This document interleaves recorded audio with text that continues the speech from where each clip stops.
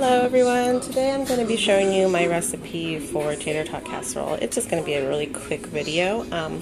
What you're going to need is obviously some foil to cover, 1 can of corn, 1 can of cream of mushroom soup, some shredded cheese, salt, pepper for seasoning your meat, tater tots, and I just already stuck them in my pan. They're still a little frozen. And some ground beef. You can use ground beef, ground turkey, whatever. Right now I have ground turkey because that's what I have in my freezer this week.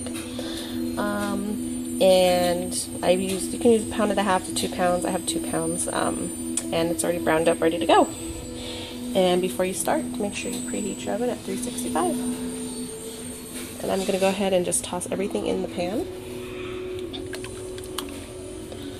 Kind of hard to do this one-handed, so try to do the best that I can. Okay, I'll get some more out in just a second.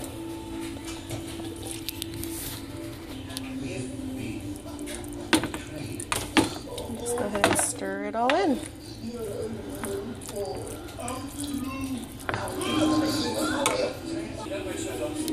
Okay, I went ahead and added another can of cream of mushroom because I have 2 pans. So I might need it to be a little bit more mixed in.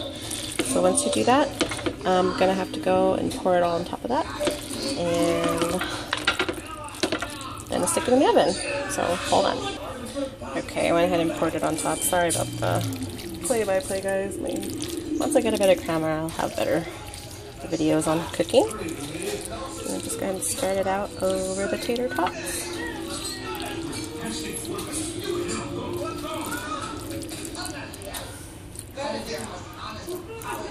So it's perfectly covered.